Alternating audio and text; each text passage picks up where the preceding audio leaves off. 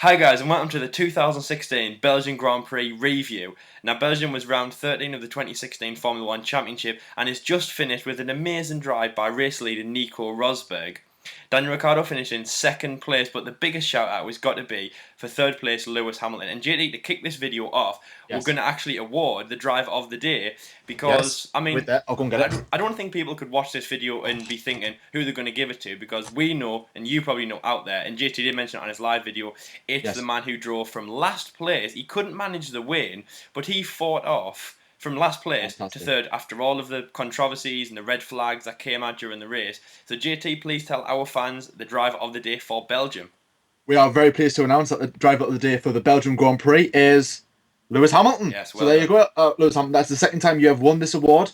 Obviously Rosberg hasn't won it yet, No. so that's something you can brag about. I mean, don't get me wrong, it was a fantastic drive from going from last to P3. Amazing. As I was saying in my live stream, it doesn't matter if you've got the fastest car, if you're the fastest driver. He did that tremendously well. You know what I mean? A lot of people were not expecting it.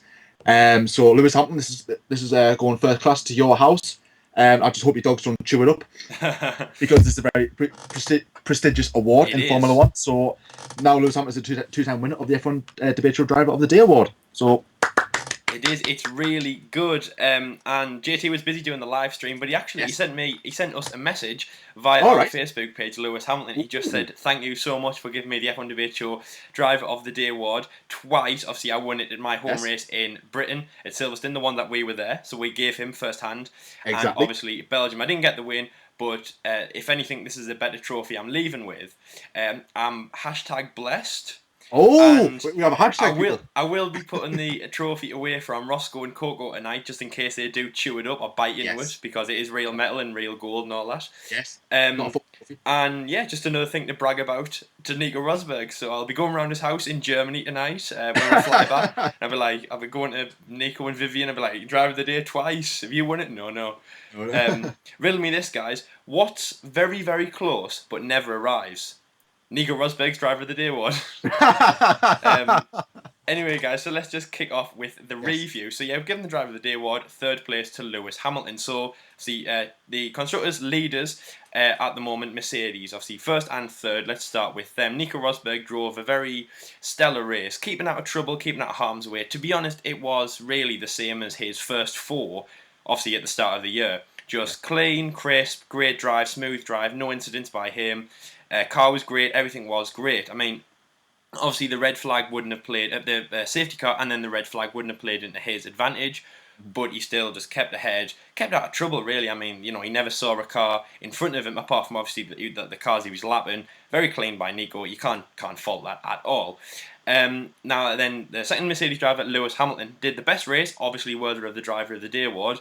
I mean, the fight was just unbelievable. He was up to around 14th position at lap 5. Obviously, the crash by Kevin Magnussen, which brought out the safety car, and then the red flag dropped him down. He was struggling via pit stops and things like that. But again, just an amazing drive by him. The first half of the race wasn't looking like he was going to achieve. For example, like Fernando Alonso was actually ahead of Hamilton. But then, obviously, the second part of the race, he pulled it back and just had an amazing race, JT. And there was a lot of points in that race when I thought he's going to win. You know, our predictions of him winning before he got that 7,000 plate grid penalty, he was going to win. Did you think he was going to win? I honestly did thought he was going to win because as the race was progressing, like the tyres were reacting differently and stuff. Rosberg at one point was ahead on the mediums. And I was thinking maybe they could go towards the end. I think Ricciardo was on the mediums as well, and Hamilton was on the softs. So at this point, I was thinking, right, I don't know what's going to happen with those two, but I knew Hamilton had to stop again. So that kind of did my hopes up until the point I heard that Ricciardo and Rosberg would have to stop again. So I was like, oh, right, this is a really, really good chance and everything. Especially when the red flag was pulled out. I think Hamilton was in P5 or P6, I think it was. So again, that was like, he must win. And I was thinking that he would just plough past Alonso and plough past Hülkenberg, which it was a bit of a struggle for him, I must say. But P3 from last place, absolutely amazing. Cost me £2 'cause I put a £2 bet on him. Oh, and no. I would have won £30, but I'm not going to grumble. But what were the odds on Hamilton, JT? It was 14-1 for him to win the Grand Prix. Was this before he got his 10,000 plus grid This was after qualifying because I knew he was going to be at the back of the grid before qualifying. And then I had a look at the odds. They were not good. Then after qualifying, when obviously it confirmed he was going to start at the back of the grid, his odds changed. So I thought, you know what, I'm going to do it. Yeah, best And best I time was to do it. close, but not close enough. Yeah. So absolutely amazing. Obviously, not just talking about the Mercedes, but also been talking about the Red Bulls, who one did okay. One did really good, shall I say? One didn't do as well, but that's is Formula One. Obviously, the guy that did well was Daniel Ricciardo in P2, fantastic drive as well, considered for Driver of the Day award. But Hamilton from last to P3 was just on another level. Yeah, it was. Drove superbly, kept out of harm's way. Unlike his teammate Max Verstappen, who was like battling with Kimi Raikkonen, like there was something wrong with him. Yeah. Causing a little incident at the start. Obviously, lost a bit of his front wing when he went on the inside of Kimi Raikkonen, which then caused him to hit his teammate. I'm on about Kimi Raikkonen. Verstappen obviously had a box and everything, but I mean, he did okay. He had a lot of support. This is his home Grand Prix. He was born in Belgium. There was just a sea of orange. If you've seen LC in the crowd, loads of orange T-shirts, Dutch flags, Dutch tops, and everything. Just obviously supporting Max Verstappen. Brilliant drive. He did okay. P11, just outside the points, not where he wanted to be. But I mean, to be fair, at his home Grand Prix, you would expect better from him. A bit unlucky. Should he have avoided any contact? I believe he would have finished higher. His teammate Daniel Ricciardo, as I said, P2, superb drive. He nearly went for the win, but Rosberg was just on another level. He settled for second place, best of the rest. And I would have expected a lot of closer fight between obviously the two Red Bulls and maybe the Ferraris in there. They had a lot of incidents in that race, but Ricciardo did well, LC, don't you think? Yeah, Ricardo did an unbelievable race. Fantastic. Obviously, he would have won Driver of the Day award if he won it in this race. He would have won it back to back. Obviously, he won it in Germany in the last race. Max Verstappen, I mean, it was incredibly unfortunate, as you say, JT, born in Belgium. But even so, obviously, he had support from Belgium and then obviously Holland, which is right next door. There was a sea of orange Red Bull, Max Verstappen fans, Dutch flags. It would have been great to go to, man. I mean, the crowd was on another level. Probably, I think when we look back at the whole season, I think, obviously, for example, like we're heading into Monza next race, which obviously has the very famous Tifosi, the pylon to the start finish straight, obviously with the raised podium. But I think that this race will challenge that. Well, obviously, we'll get into that next week when Monza happens and see what the crowd is. But this crowd was amazing this time, had so much support from Max. And unfortunately, JT, I've got to say, I think that maybe that kind of hype got to Max. Obviously, like the Formula One, the official Formula One YouTube page and things like that, they shared videos of Max, going to meet his crowd. Obviously, up in the forest and up in the the vantage points that the crowd were at. I think maybe some of that got to him in terms of he was just maybe took his foot off the gas a bit, as a pun. Literally. But obviously, really, just stepped. I don't know, maybe just didn't treat this so much as a race, more of just coasting in front of all of his fans. Yeah. Had a lot of near misses. Obviously, the crash in turn one. We'll get into that and say who we think's fault it was. I don't think it was Verstappen to blame. But obviously that was a close call, especially going in the inside, which he did cut the corner. I was watching that. Just quickly on track limits, remember it's all four tyres off the track past the white line. I've got to say, I think it was incredibly close, and obviously turn one, I'm surprised he wasn't penalised. But obviously on the main straight, on the Kemmel straight, there was a few times when Raikkonen was behind going to overtake, and then Max saw him in the mirrors and then swerved, and obviously Raikkonen had to brake or whatever. Yeah. Raikkonen was complaining on the radio. A lot. I watched Max do this and I was like, it's a rookie error. JT, I wasn't very happy with that. Yeah. I mean, obviously the things like Germany when Max was pushed by Nico, but then obviously when it happens on the other way around, Max has got to say, well, do I like that? Remember I've been on both ends of the spectrum here. Yeah. So it wasn't very good. Obviously Max, not very good race by him, but hey, I mean, you can't have a great race all the time. And compared to what he did, well, I mean, yeah, really, this is a blip in his career, but he's had points scoring almost every single race, and obviously he's had many thirds and seconds, and obviously his win in Spain. So I think this is just experience. He hasn't done very well, but he's heading into Monza next week, obviously a back-to-back race, and just improve from there. But Daniel, unbelievable race by him. Obviously his 101st Fantastic. Grand Prix after winning Driver of the Day in Germany. Obviously an amazing race for his 100th Grand Prix in Germany, 101, and he comes second. An amazing course to second. He would have won if Nico wasn't there, which obviously, of course. Yeah, wow, it really was. JT was an amazing performance by Daniel. Not so much by Max, but you've got to. I've got to say, he did fall unlucky, obviously, with the first corner damage. The one thing that I saw on the telly, and I'm not sure if it was, but I'm not sure what it's called. I'm trying to think of it. I can't. The name surprised me, but that T thing on the top of the centre pod. Oh yes. Yeah, that was. It just looked like that was broken from the damage, but I'm not quite sure. But obviously, he did fall foul of damage from that. Obviously, he had a little sensors problems, front wing problems. Obviously, his side pods were hit from different things and all that. But very unfortunate by him. But the next team to move on to, obviously, which had two cars which involved in the crash in turn one, was Ferrari. Now, Yes. JT, just before I say whose fault it was. Obviously, you had Vettel on the left going on the on the long way. You had Raikkonen in the middle, and you had Verstappen on the left and the inside. Whose fault do you think it was? Right. Well, when obviously I was doing a live podcast, so you got my live reaction, and what I was saying is that I don't think nobody is to blame, Yeah. and I'll tell you why, because you had Verstappen had a decent start. Raikkonen obviously came up just next to him. They're going into the first corner. Verstappen obviously was trying to get away from him. There was nowhere he could really go. There was only one place Verstappen could go, which was obviously just tightly around the first corner. Raikkonen was there. Then obviously Vettel came across. And what I was saying is that maybe there's two ways. Maybe Vettel didn't see Raikkonen, or maybe Vettel seen Raikkonen but thought he could move more to the right. But obviously Max Verstappen was there, so he couldn't.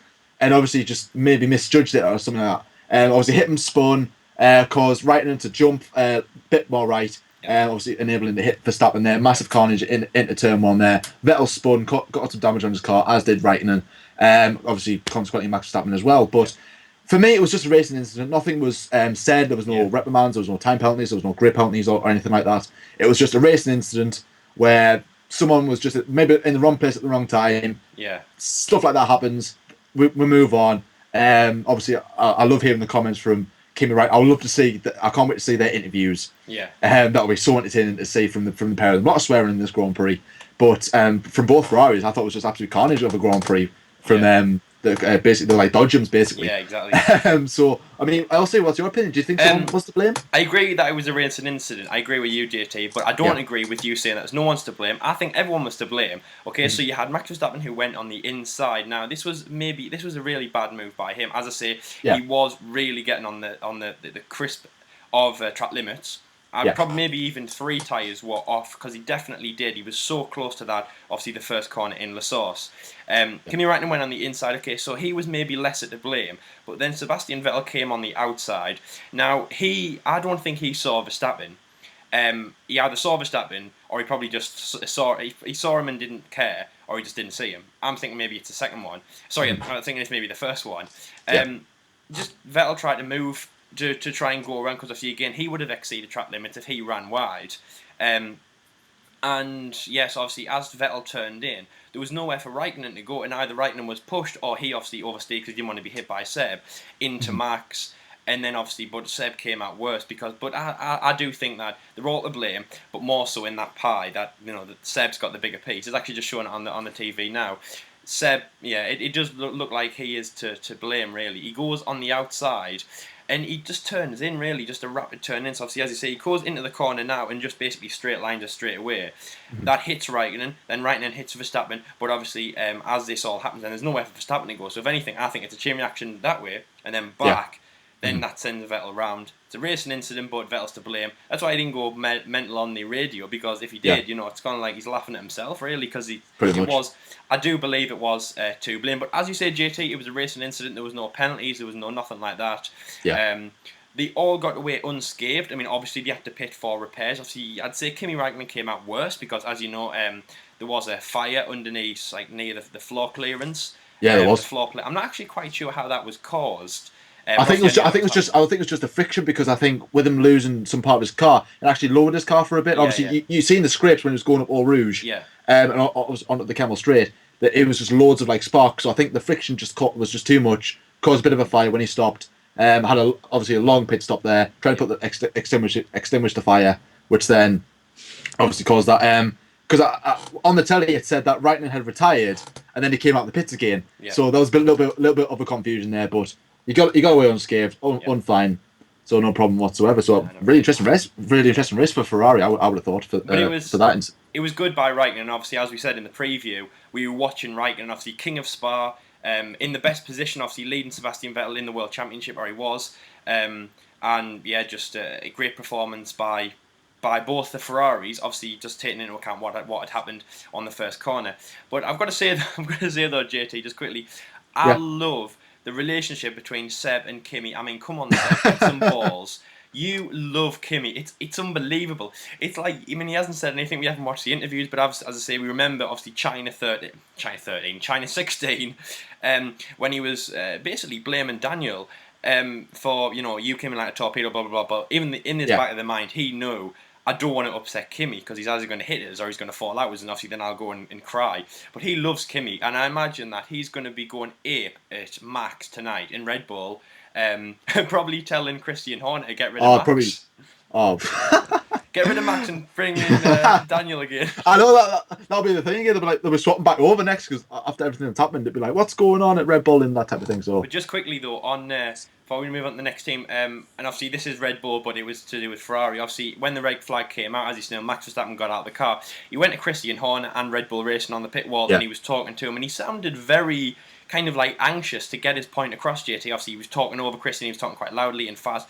So he was trying to explain himself before Christian had a chance. And he said it wasn't Seb's fault, but obviously Max must have thought that obviously Ferrari, Seb and Kimi are judging us, but obviously also Red Bull Racing and Christian Horner might have been looking at that and going, oh, come on, Max, we can't, blame you. We can't say it's your fault to your face because obviously you're our driver, but we believe it's your fault. So he was very agitated when he was telling Red Bull his side of the story, JT. So do you think in himself, after he did it, do you think Max blames himself, or maybe that's what even hindered his performance and that's why he did a few stupid rookie moves? Do you think it just affected him?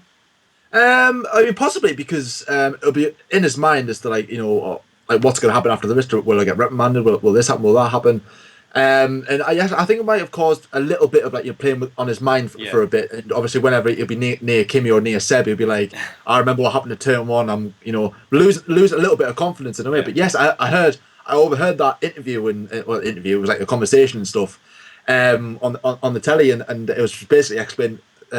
Max Verstappen's side of the story, but I would love to hear Seb's and Kimi's. But I mean, nothing was said, nothing was done. It's something that another turn one incident in Spa, not as major as what we had in the past, but so it's somehow turn one in Spa that seems to throw up some sort of controversy and some sort of crashes. I don't know. It is a weird one, but somewhere between Red Bull and Ferrari. Exactly. Obviously, it's great to see because what I was saying is in my stream, it was like it's great to see this type of racing was between two teams that are really battling in the constructors. It was fantastic to see those two battling out like cat and mouse. It really was. Oh, it was absolutely fantastic. It was absolutely. It was. But no, the team that if we had team of the day, obviously we've got driver of the day. But if we had a award for team of the day, I would give it to Force India. Yeah. Because P4 and P5. Tremendous. Well, obviously, at the start of the race, when you had that incident, I was watching the race, and from nowhere there was Nico Hulkenberg in P2. Where did he come from? What was going on? I really don't know. I lost track. Don't know what the hell was going on. Yeah. So they were there. He was obviously at P3 eventually when Ricciardo overtook him, and he stayed there for quite some time. Nico Hulkenberg he did tremendously well. Obviously, it was P3 at the restart. Hamilton behind him, and I'm thinking to myself, right. It was P5 and Alonso was P4, so it was in front of Alonso and Hamilton. So I'm thinking to myself, right, Hamilton is going to overtake Alonso as if there's nothing there, and he'll do the same for Nico Hulkenberg. But somehow Nico Hulkenberg managed to keep Hamilton ahead for at least a good couple of laps, a good handful of laps. It was tremendous driving, you know what I mean? It was like 1.0 seconds, then 1.5 seconds, and 1.8 seconds. He did so well to keep him behind. I was like, maybe it's not gonna, because this is about lap 14, lap 15 out of 44, so it was very early on in the race. And I'm thinking to myself, it's not gonna last, but this could be a very good day for Force India, and it was as well. Sergio Perez as well, overtaking like the likes of Vettel, Bottas, Massa. He did tremendous. I mean, the overtake he did on Massa was unbelievable. It was. I think it was about lap 34. I think it went around that mark.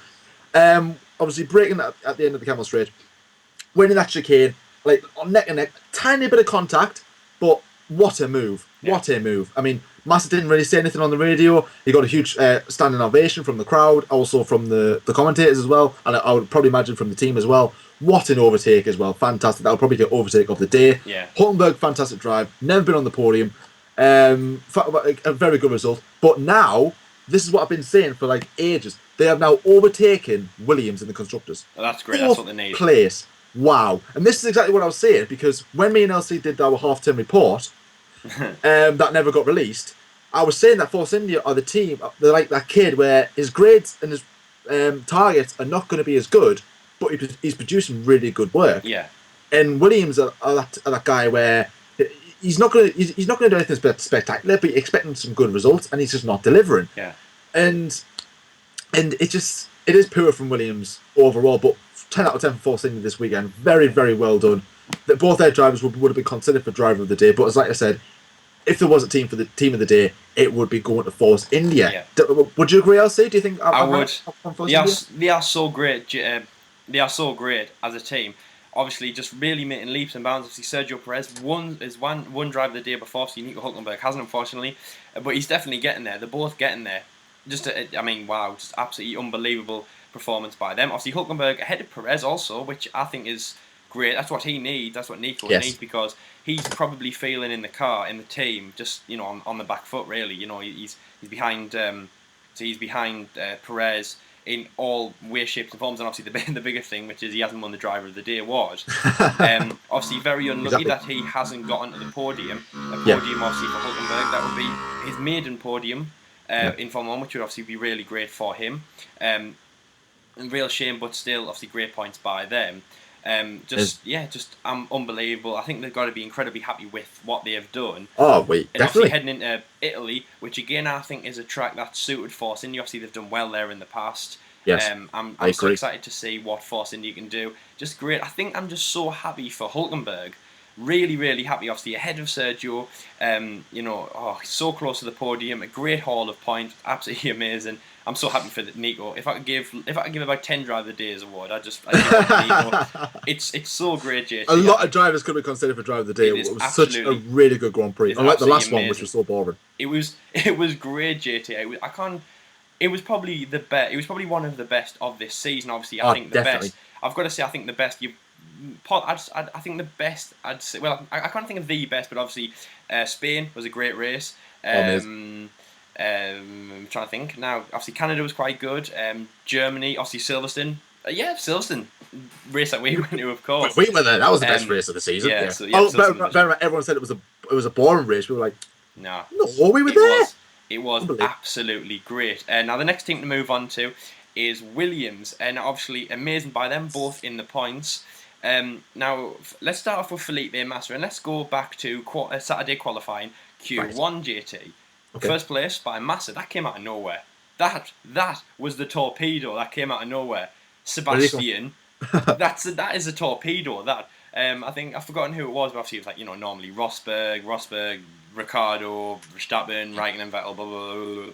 And then just Massa, just on the top. We just saw his name about 20 seconds ago, and it was like, what's going on here? Massa, what's happening here? Who invited this guy?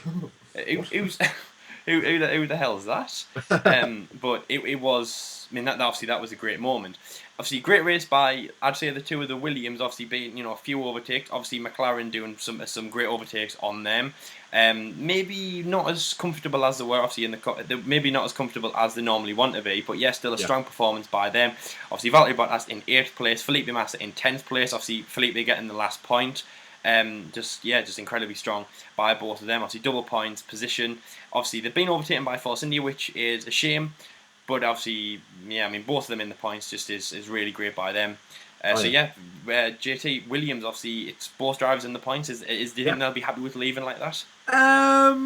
Well, I don't think so, because now the Force India are ahead of them. So they are going to be a bit disappointed. Yeah. The face on Williams in that pit wall was just so glum. It was just like it was like a bloody funeral was taking place at Williams. It really was that bad. I mean, yes, fair enough, they got double points, sorry, but P8 and P10, it's not good enough for Williams. No.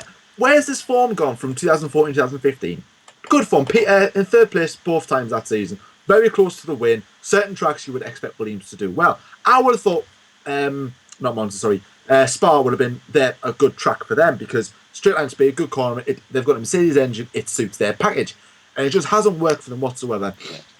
I mean, it's just Williams, a team I keep criticising every single time. I don't want to as well, but I can't help it. Like as I was saying, they're a team that they need to improve. I think they need to get the season over with and focus on next season and do better. Yeah, Compete. They want to be in the ring with Ferrari and Red Bull. That's where they should be. yeah, But now they're in the mix with Toro Rosso and McLaren in Force I India, know. and now they're definitely in there because now they're in fifth place in the constructors. They need to get to third in the constructors by the end of the season to match obviously Well, 2015, that 24. isn't going to happen. They're so far behind it. It's quite scary. Force India have got a better chance of doing that.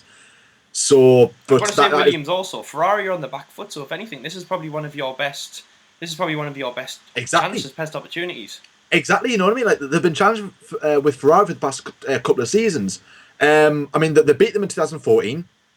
Didn't beat them in 2015, but this season they should have been, with them again. And Ferrari should be doing better than what they are as well. But Williams again should be P3 challenging for P2, that type of thing. But it's just not working for them. Yeah. It is a shame to see.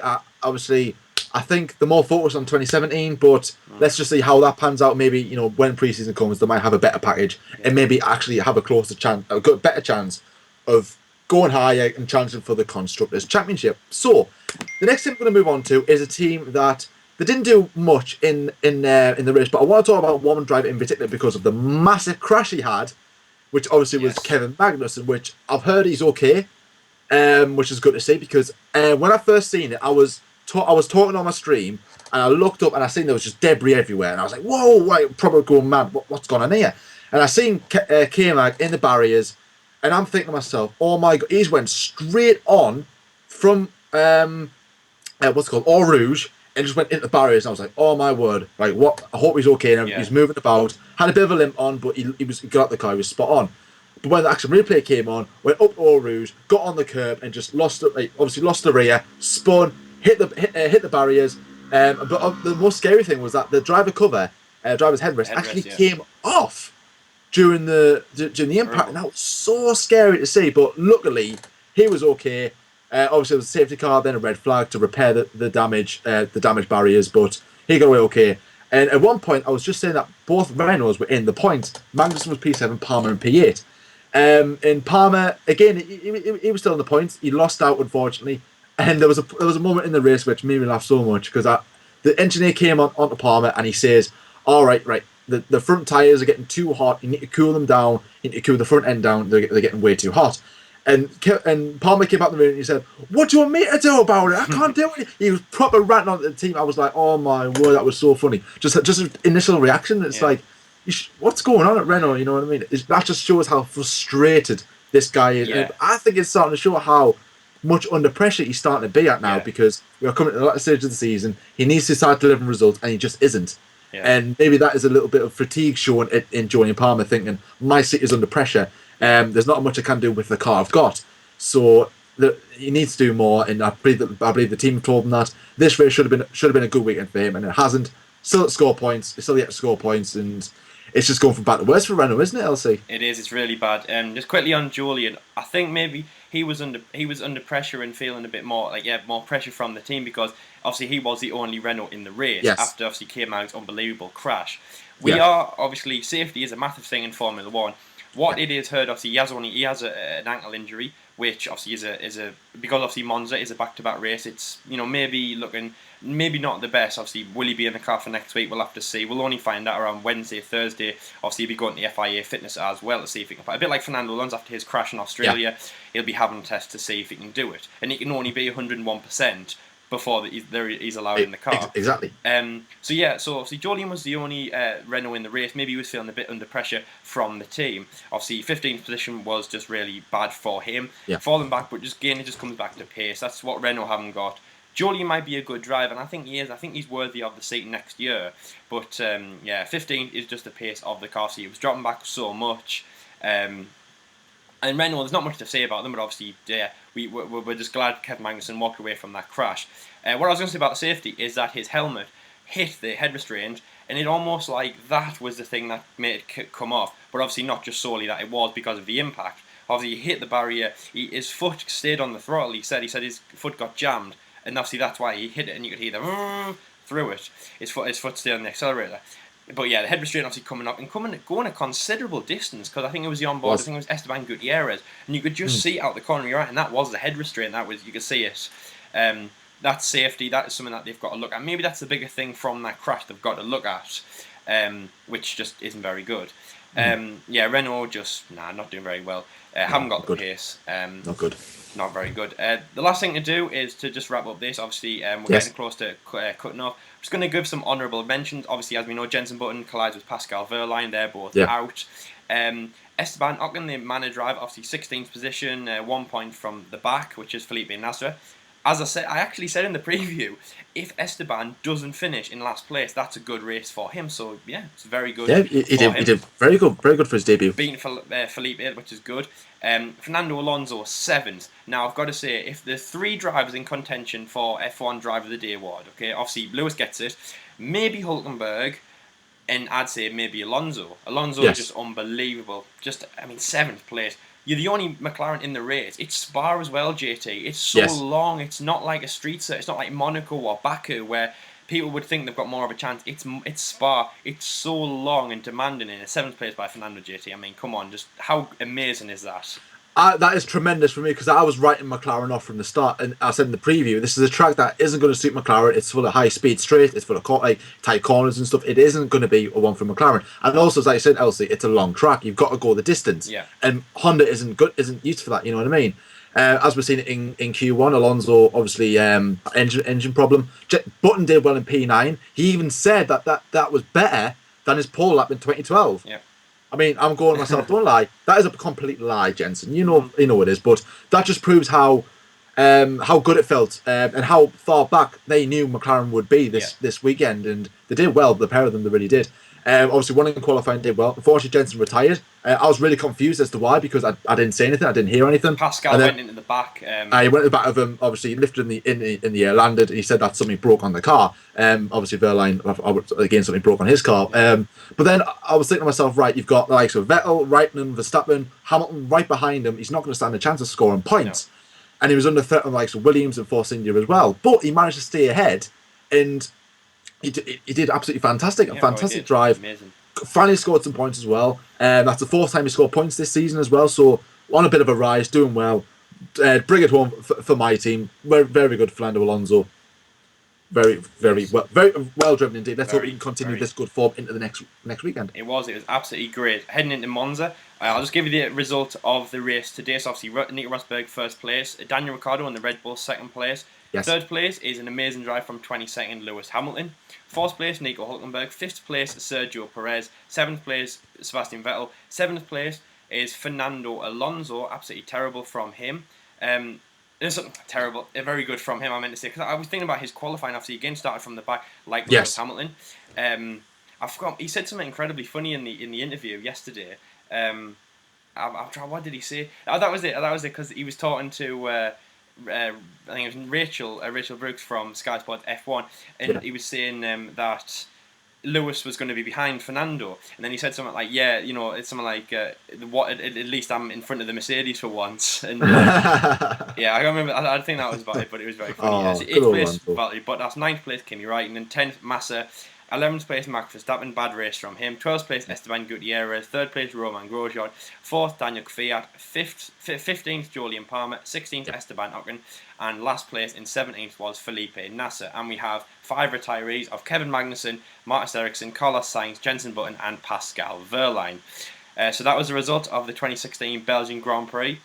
Please catch us through next week, where obviously we'll be getting ready for the round 14 in Monza, obviously the one of the oldest tracks in Europe. Be fantastic, and we will see you there, won't we, JT?